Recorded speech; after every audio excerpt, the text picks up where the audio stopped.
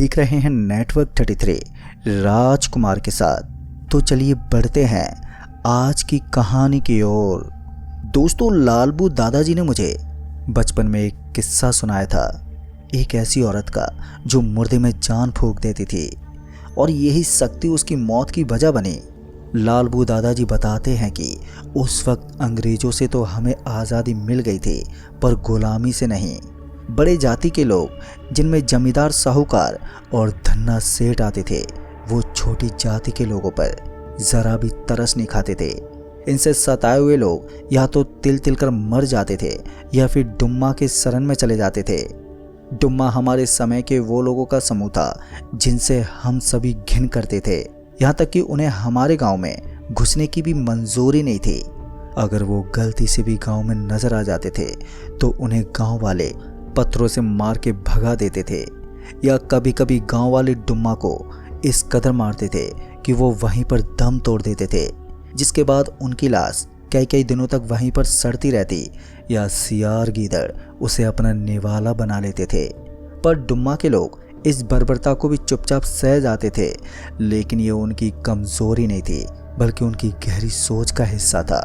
डुम्मा के लोग गुप्त तरीके से किसी तैयारी में लगे हुए थे, पर क्या इसकी जानकारी भले ही हम में से किसी के पास नहीं थी, पर इतना ज़रूर मालूम था कि वो जो भी कर रहे थे वो आने वाले समय में हम पर कहर बनकर टूटेगा, जिन्होंने उनके साथ बुरा व्यवहार किया हो।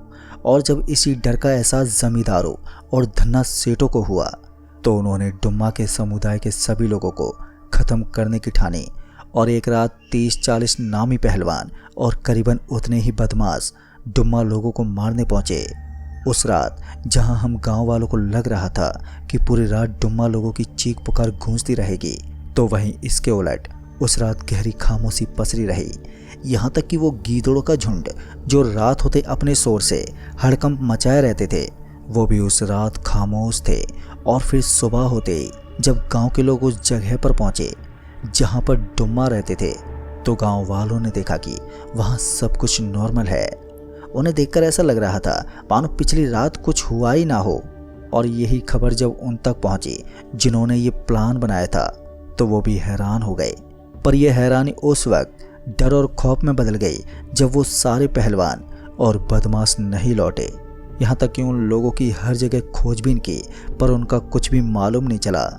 इस घटना ने पहली बार डुम्मा लोगों के प्रति हम गांव वालों की सोच बदली और हम भी उन्हें सम्मान देने लगे, या यूं कहें कि हम उनसे डर गए थे।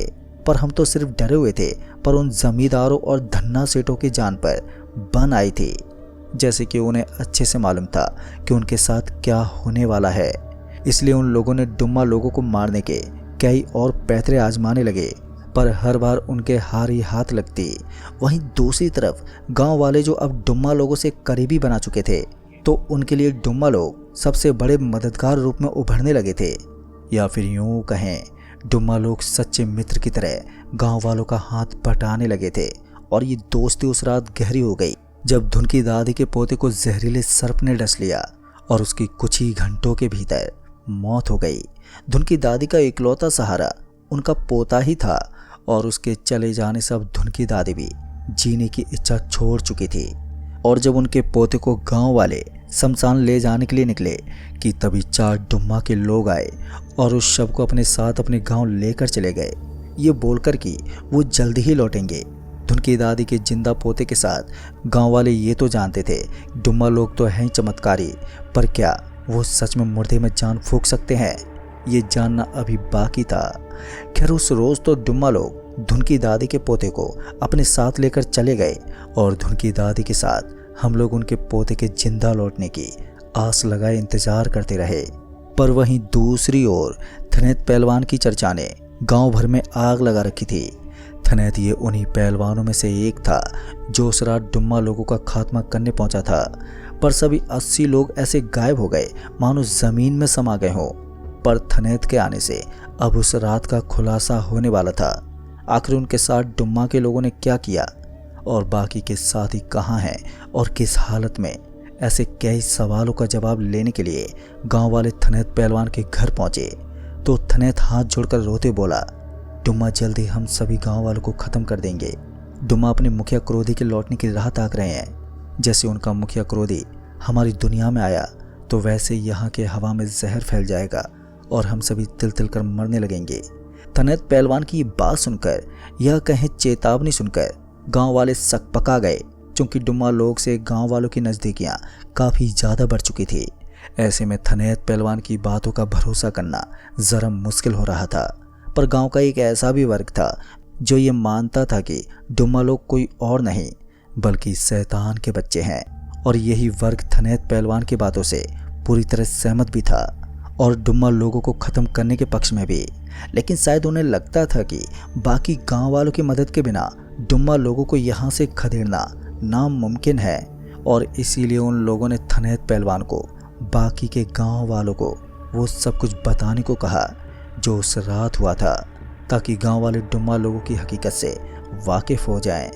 लिहाजन तनैत पहलवान ने सभी गांव वालों को रात को गांव की चौपाल पर जमा होने को कहा। पर इससे पहले रात होती और गांव वाले तनैत पहलवान की आप बीती सुनते कि दोपहर के समय ही गांव वालों ने एक बड़ा चमत्कार देख लिया। दरअसल धुन की दादी का पोता, जो कुछ दिनों पहले सर्फ के काटने से मर चुका था, उसे डुम्मा लोग सच में जिंदा कर सबको ताजुब में डाल दिया था। धुन की दादी ने जैसे अपने पोते को देखा तो वो रोते हुए डुम्मा लोगों के कदमों में गिर गई और अपना आभार प्रकट करने लगी।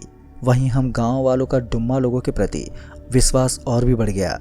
इसी बीच डुम्मा लोगों ने हमें गोखुमुंड पर आज रात इकट्ठा होने को कहा, और जब गांव वालों ने इसके पीछे का कारण पूछा तो उन्होंने कहा कि उनके मुखिया कुछ बेहद अहम बात करना चाहते हैं, जिससे गांव का हर परिवार उन्नति करेगा और ठीक वैसी जिंदगी जी पाएगा जैसा कि जमींदार, साहूकार और बड़े बड़े धन्ना सेठ लोग जीते हैं।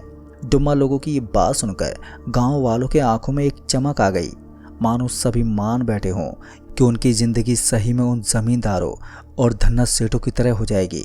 और इसी उम्मीद के चलते गांव वालों ने डुम्मा के मुखिया से मिलने का फैसला कर लिया। और जब सूरज ने आसमान छोड़ा तो सूरज के जाते एक एक करके गांव वाले गोखुमुंड जाने लगे। वहीं दूसरी तरफ तनैत पहलवान गांव के चौपाल पर आस लगाए गांव वालों के आने का इंतजार करता रहा।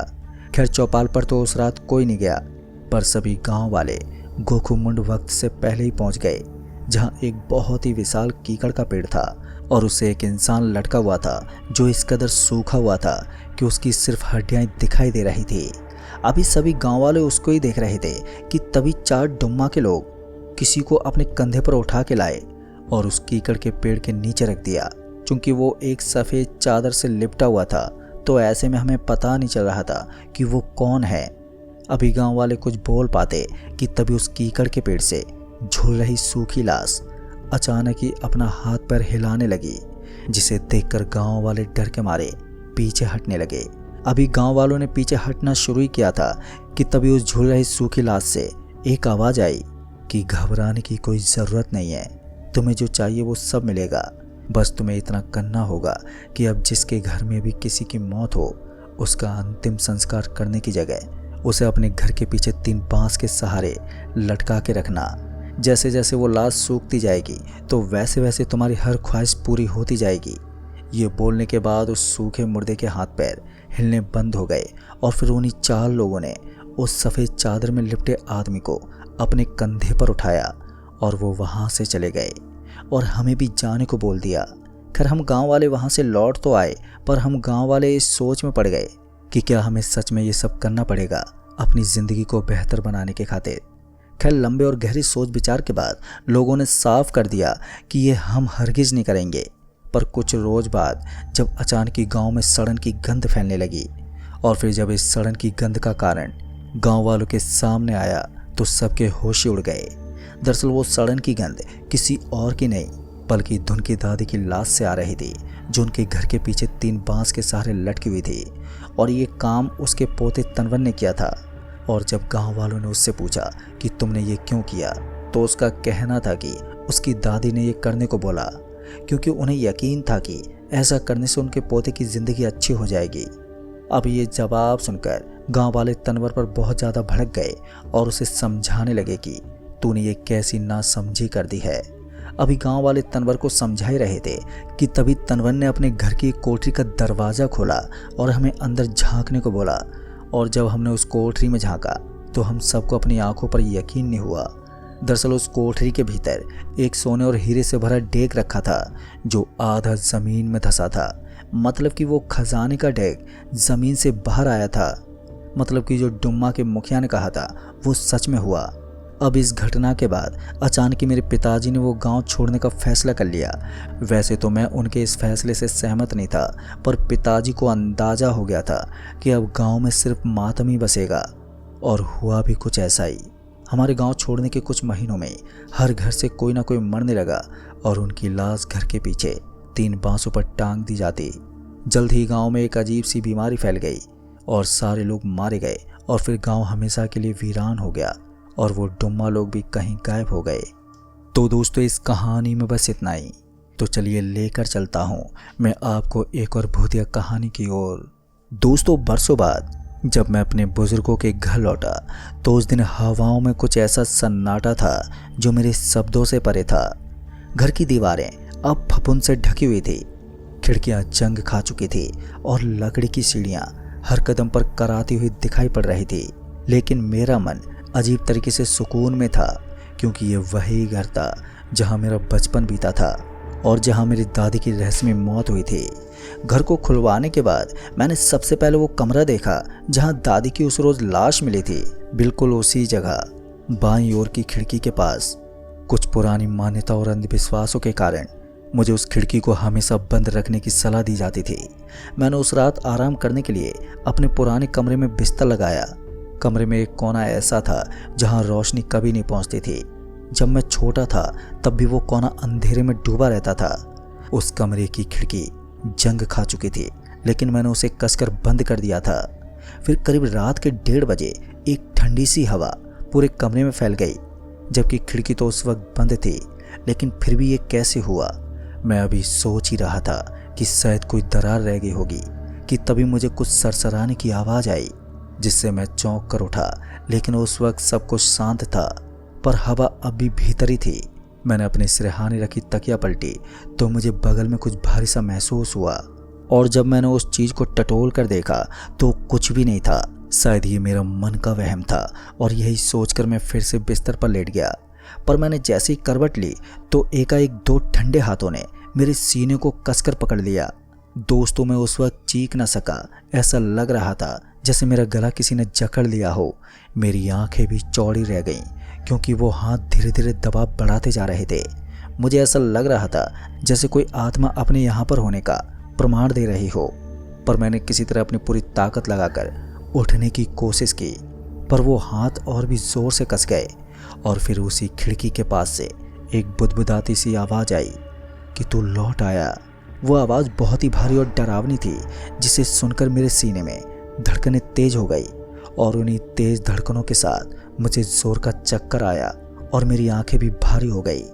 फिर सुबह जब मैं होश में आया तो मेरी छाती पर लाल निशान थे, 5-5 उंगलियों के, जिन्हें देखकर मैंने सोचा शायद कोई सपना रहा होगा। पर उस निशान की गवाही मेरी सोच को झुठला रही थी। फिर मैंने गांव के एक बुजुर्ग हरिदास काका से इस बारे में बात की तो वो सुनते ही चुप रह गए, और फिर कुछ देर के बाद जाकर बोले, तेरी दादी उस रात खिड़की से किसी को बुला रही थी और सुबह वो मरी मिली। वो खिड़की नहीं, एक दरवाज़ा है परलोक का, जो कि श्रापित है। दोस्तों, उन बुजुर्ग की बात सुनते ही मैं सहम गया और उस दरवाजे के बारे में सोचने लगा। अब मेरा ध्यान सिर्फ उस खिड़की पर था। फिर रात होते मैं वहीं बैठता और उसे रात भर खामोशी से ताकता रहता। और फिर ऐसी एक रात मैंने उसे फिर से ताका कि खिड़की के पार एक चेहरा, झुर्रियों से भरा पर आंखें चमकती हुई। वो दादी का ही चेहरा था। वो कुछ कह रही थी पर उनकी आवाज़ नहीं आ रही थी। फिर अचानक वही 2 हाथ खिड़की से बाहर निकल कर आए और मेरी ओर बढ़े, पर इस बार मैं डरकर भागा नहीं। मैं चाहता था कि सच मेरे सामने आए, पर जैसे वो हाथ मेरे पास पहुंचे कि मेरे घर की बिजली चली गई और मुझे एक जोर का धक्का महसूस हुआ। फिर जब बिजली आई तो मैं फर्श पर पड़ा हुआ था। सामने दादी की एक पुरानी डायरी थी, शायद वो खिड़की से गिरी थी। उसमें लिखा था, जो इस खिड़की के पार दिखता है वो आत्मा नहीं, वो श्राप है। इस घर पर एक वादा अधूरा है जो पूरी रात नहीं टाली जाती वो मौत नहीं बंदिश बन जाती है। उस डायरी में लिखी उन बातों को पढ़कर मैं अगली सुबह ही गांव के मंदिर गया। वहां के मुख्य पुजारी ने जब दादी का नाम सुना तो उनके भी चेहरे के रंग उड़ गए। दरअसल उन्होंने बताया कि तेरी दादी ने एक तांत्रिक से मिलकर अपने पति को मृत्यु से बचाने के लिए काल दरवाजा खोला था। खिड़की उसी दिशा में है जहां से आत्माओं का मार्ग आता है, लेकिन वो रक्षक आत्मा जो आई उसने वचन लिया कि अगर कोई दोबारा उसे जगाएगा तो वो पूरे कुल को मिटा देगा। दोस्तों, ये सुनकर मैं सन्न था। मैंने ना जाने अज्ञानता में क्या जगा दिया था जिसका मुझे अंदाजा तक नहीं था। फिर मैंने तय किया कि अब मुझे इस खिड़की को हमेशा के लिए बंद करना ही होगा। लेकिन ऐसा करना आसान काम नहीं था, क्योंकि रक्षक आत्मा अब पूरी तरह से जाग चुकी थी। उस रात पूरे घर में खून की बू फैल गई, दीवारें चटकने लगी, खिड़की के पास से रोने की आवाज़ आई, बच्चों की, औरतों की और बूढ़ों की। ऐसा लगा जैसे सर्दियों की आत्माएं वहां पर कैद हों।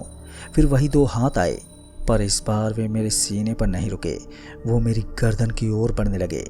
तभी मैंने पूरी ताकत से गंगा जल फेंका और दादी की डायरी के अंतिम पृष्ठ को उस खिड़की पर चिपका दिया, जिस पर लिखा हुआ था, शाप तुझे बांधे, जिस वचन ने तुझे जगाया वही तुझे सोने दे। तभी एक जोरदार चीख हुई और वो खिड़की खुद पे खुद ईंटों से भरने लगी, जैसे कोई अदृश्य शक्ति उसे बंद कर रही हो। दोस्तों, फिर अगली सुबह हुई तो घर पूरी तरह से शांत था। वो खिड़की भी अब वहाँ पर नहीं थी, सिर्फ एक पक्की दीवार थी, लेकिन वो निशान सीने पर दो हाथों के अब भी थे। फिर मैंने वो घर छोड़ दिया और तय किया कि कभी मैं लौट कर नहीं आऊँगा। पर कभी कभी रात में जब नींद नहीं आती तो मुझे अब भी महसूस होता है जैसे कोई खिड़की खोल रहा हो और कोई दो हाथ मेरी ओर बढ़ रहे हों। तो दोस्तों, इस कहानी में बस इतना ही। कहानी आपको पसंद आई हो तो वीडियो को लाइक, शेयर, कमेंट ज़रूर कर दें। तो मैं आपका दोस्त राजकुमार जल्द ही मिलूँगा ऐसी एक और डरावनी कहानी के साथ। तब तक के लिए बाय एंड टेक केयर।